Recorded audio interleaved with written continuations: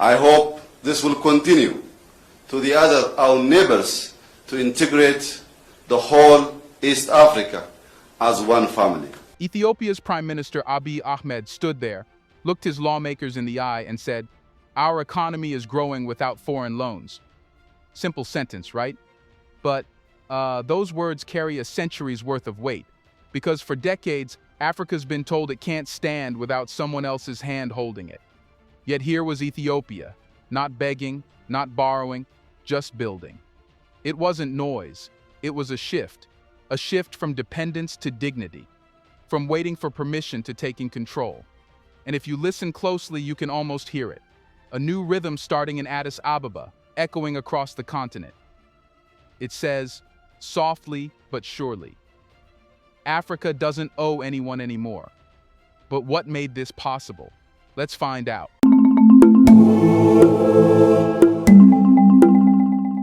You know how sometimes life changes not with thunder, but with a whisper? That's what happened in Ethiopia. No chaos, no press conference with flashing cameras, just a calm moment in parliament where a man said something the world didn't expect to hear from an African leader. Abiy Ahmed didn't raise his voice. He didn't brag. He just said it like a man who knew he was finally standing on solid ground.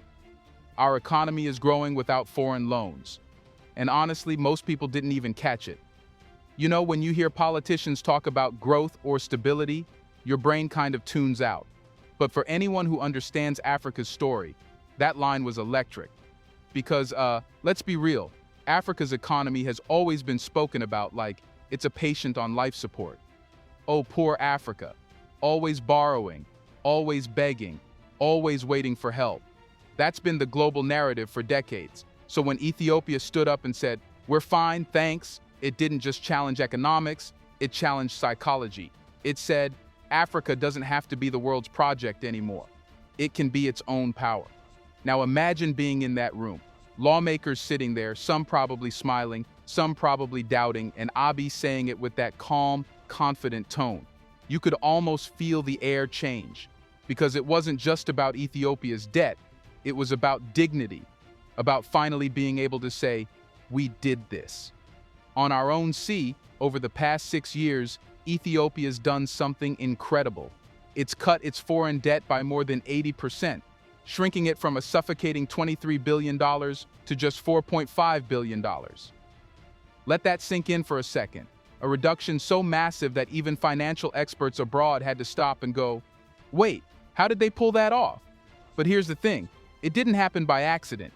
It happened because of belief, patience, and a little stubbornness. The good kind of stubbornness. The kind that says, we'll suffer a bit if we must, but we won't kneel anymore. Ethiopia stopped borrowing, restructured what it owed, and started investing in its own capacity. It wasn't glamorous, it was tough. It meant saying no to easy money and yes to hard reform. And that's why this moment matters so much. Because you see, this isn't just one country managing its balance sheet. This is a continent quietly rewriting its story. You can feel it in the pride of Ethiopians who finally see their government standing tall, in the way other African nations are suddenly watching and thinking, maybe we can do that too. It's more than finance. It's freedom. And it all started with one sentence, one soft, confident whisper that told the world, Ethiopia is not asking anymore.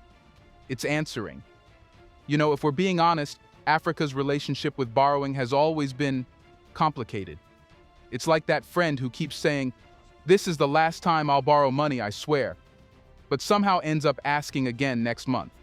Not because they're lazy or foolish, but because the system was designed to keep them needing help. That's how it's been for African economies for decades. The loans were never just loans, they were leashes. Now Ethiopia has decided to cut that leash. Around 2019, Abiy Ahmed and his government sat down and said, okay, look, this can't go on forever. And that's how the homegrown economic reform program was born. The name sounds simple, but the idea behind it was revolutionary. No more imported solutions, no more financial babysitting. Ethiopia would build from within, using its own brain, its own resources, its own people. And yeah, people doubted it. Western economists called it too ambitious. Some said Ethiopia would crash without IMF injections or foreign assistance. But the country didn't crash. It climbed. Slowly, painfully, but it climbed. And that's what makes this story powerful. It's not about overnight miracles, it's about consistency. Within a few years, Ethiopia's income grew from about 170 billion birr, roughly $2.9 billion, to nearly 1 trillion birr, about $17.3 billion. That's like multiplying your salary 5 times without taking another loan. It didn't happen by magic. It happened because the government started collecting more taxes fairly, pushing domestic industries, and investing in production instead of dependence. But what's really interesting, and you don't see this in financial reports, is the mindset that changed. People began to trust their government again. You know how rare that is? In a continent where corruption headlines drown out progress stories, Ethiopia's leadership said, "Let's clean our own house first." And people noticed. The country also began spending smarter. They poured about 440 billion birr, around $7.6 billion, into subsidies, not to please foreign donors, but to protect their own citizens. That meant stabilizing prices for fuel, fertilizer, and public salaries, so people could actually live while the economy transformed. And that's such a human thing to do, right? You fix the foundation without crushing the people standing on it. Now look, let's be honest. The temptation to borrow never really disappears. There's always a lender whispering, "We can help you," especially when you're struggling. But Ethiopia said, "No thanks, we'll figure it out." And that no, that single quiet refusal, might end up being one of the most important moments in modern African history. Because you see, when one country proves that it's possible to grow without debt, it doesn't just inspire others, it embarrasses the system that said you couldn't. So, yeah, maybe that's why Ethiopia's success makes some people uncomfortable. Because for the first time in a long time, Africa's not begging for approval. It's showing results. And once that starts, you can't stop it. If you think about it, Ethiopia didn't just balance its books, it started a quiet rebellion. Not the kind with protests or angry chants, but one that happens in boardrooms and late-night meetings, over spreadsheets and coffee cups. You know, the kind of revolution that doesn't make noise, it just keeps going until one day, everyone realizes the world has changed. When Abiy Ahmed and his team rolled out the reforms, it wasn't glamorous. It wasn't one of those moments where leaders cut a ribbon and declare victory. No, this was slow, deliberate, sometimes painful work. The government had to make hard choices, which debts to pay, which ones to renegotiate, and which ones to walk away from completely. It wasn't easy. But Abiy kept saying something that stuck with people. We must grow on what we have.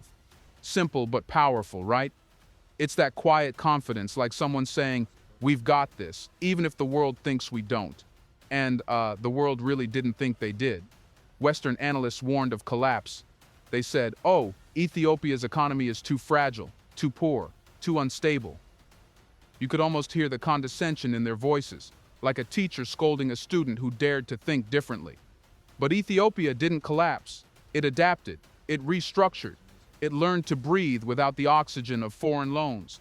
The government decided that money should mean more than numbers. It should mean sovereignty. That's a word Africa doesn't use enough when it comes to economics, huh? Sovereignty. The idea that your budget reflects your independence, that your growth isn't signed off by someone sitting in Washington or Paris. Ethiopia was saying, look, we can't call ourselves free if we're still paying interest on our freedom. To make it work, they needed a plan that put citizens first, and they did it. 440 billion birr, roughly $7.6 billion, went into stabilizing prices and supporting the people who would have otherwise suffered during reforms. Fuel, fertilizer, school meals, public salaries, it wasn't charity, it was protection. Because real reform doesn't abandon people in the process. Now here's the beautiful part. While all this was happening, something else started shifting. People's sense of pride. You'd hear people in Addis Ababa say, "We're doing it. We're standing." And that's something no international loan could ever buy. That deep emotional pride of building something that's yours. You see, this rebellion isn't loud because it doesn't need to be. It's not about proving anything to the West. It's about proving something to ourselves. Ethiopia's message to Africa is subtle but strong. Freedom doesn't always start with fireworks. Sometimes it starts with spreadsheets, patience, and courage. And that's what makes this story so powerful. Because every time you hear those words, growing without foreign loans, it's not just an economic headline, it's a declaration, a whisper that echoes louder than any speech. Let's pause for a second to say big thank you to the Black Culture Diary community, where Black voices, stories, and legacies are preserved and amplified. By becoming a member, you're not just supporting the channel, you're becoming part of a powerful cultural movement. Let's continue. You ever noticed how some ghosts don't really disappear? They just change shape? That's kind of how debt works in Africa. Colonialism ended, sure, flags went up, anthems changed, leaders came home to cheering crowds, but the ghost never left. It just put on a suit and started showing up as development loans. You see what we mean? Every so-called loan came with a smile and a handshake, but behind that handshake was a chain. We'll help you, they said.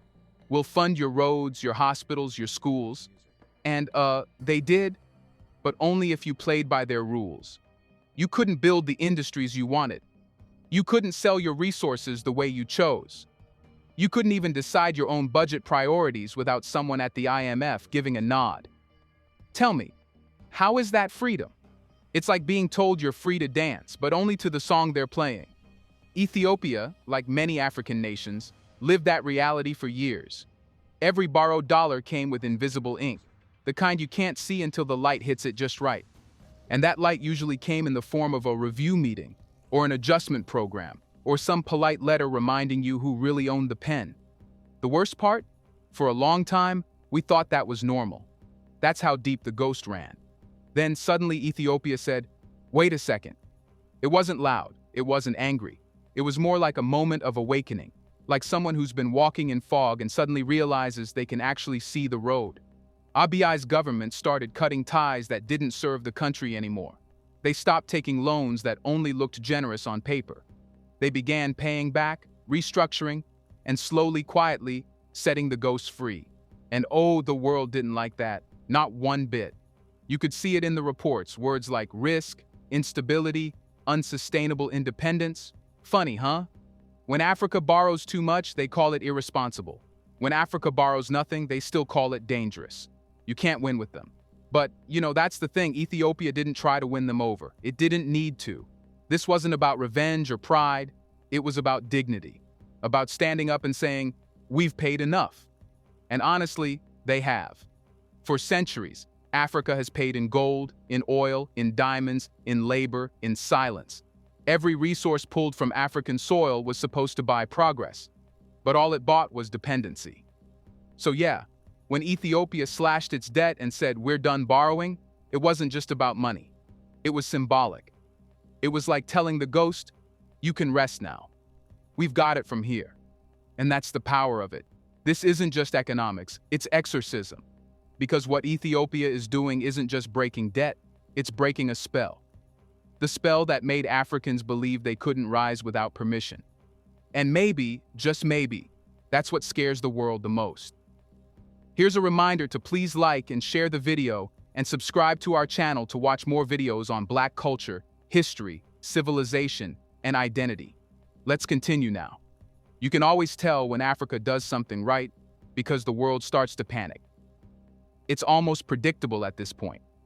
One African country takes a step toward real independence, and suddenly there are reports, think pieces, and concerns about instability. You ever notice that? The word concern is just their polite way of saying, we're losing control. That's exactly what happened when Ethiopia announced it was growing without loans. Western economists were like, excuse me? How? And then when Ethiopia explained, they frowned like teachers who just caught a student doing math differently. It's too risky, they said. You're isolating yourself, they said. No, Ethiopia was just walking out of the classroom. See, for decades, the global financial system has worked like a spider's web. The IMF, the World Bank, and all those big institutions, they're the web. And African nations? We've been the flies. We think we're moving freely, but every step we take only pulls us deeper into their threads. Debt keeps us attached, predictable, and compliant. And now, Ethiopia's out here burning through those threads like it's nothing, and that's dangerous for them.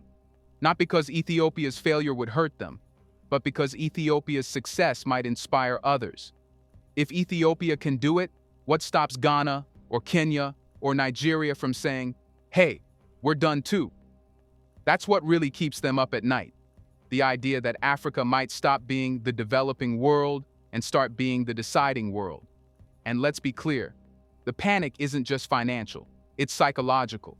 For so long, Africa's dependence has made the world feel important. Donors got to feel noble.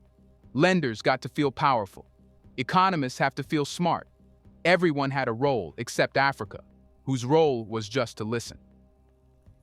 Ethiopia changing that script means everyone else has to confront something they've avoided for years. The fact that Africa never needed saving. It just needed space. Now, of course, the criticisms came in waves. Some said, "Oh, this is economic nationalism." Others said, "They're turning east," as if that's some kind of crime. But come on. When the West borrows from China, it's strategic diversification. When Africa does it, it's geopolitical risk. You see how that works? Double standards wrapped in diplomacy. Still, Ethiopia isn't apologizing. Abiy's government just keeps moving, paying bills, reducing inflation, investing in production, and proving that sustainability doesn't need to be signed by Washington. That's what drives them crazy, the silence. The fact that Ethiopia doesn't need to argue anymore. It's too busy working. And somewhere deep down, the West knows what's coming. Once Africa realizes that it can grow without begging, the entire game changes. The lenders lose leverage. The development conferences lose meaning. The lectures lose power. Because when the student stops needing the teacher loses his identity. So yeah, Ethiopia is not just making economic history. It's rewriting global psychology. And honestly, maybe the world should panic a little because Africa just remembered who it is. You know, whenever you hear big numbers like 440 billion birr spent on subsidies or debt reduced by 80%, it's easy to forget that behind those numbers are people, real people. Mothers are trying to keep up with food prices. Farmers are waiting for fertilizer before the rain. Teachers walking home with half their salary spent on transport. That's the heartbeat under all those financial reports. And yeah, that's what makes Ethiopia's story so human.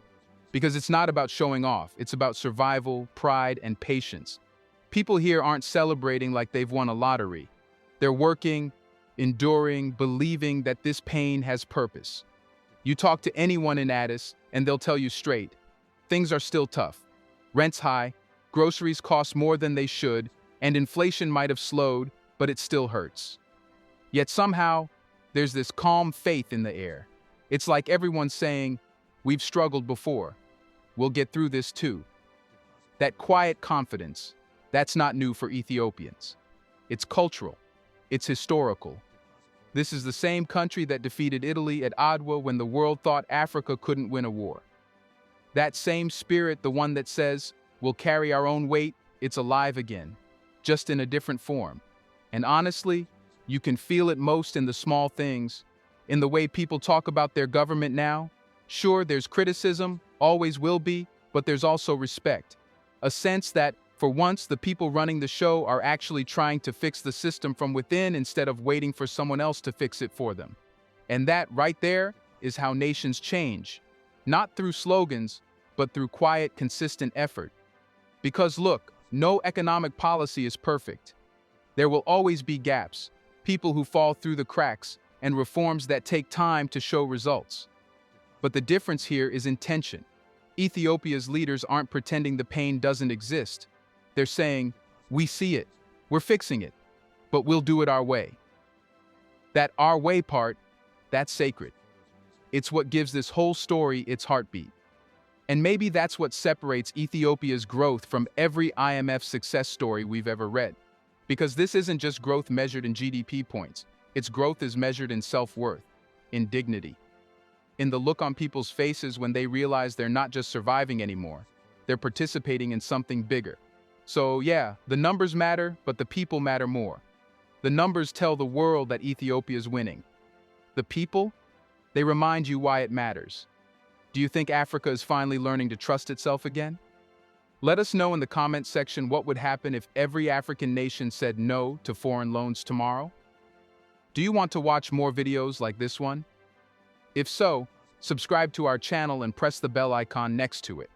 We have decided to bring videos on something nobody talks about: the Black culture, civilization, history, and evidence about how glorious Blacks have been. Thanks for watching, and until the next video, stay tuned. Deposit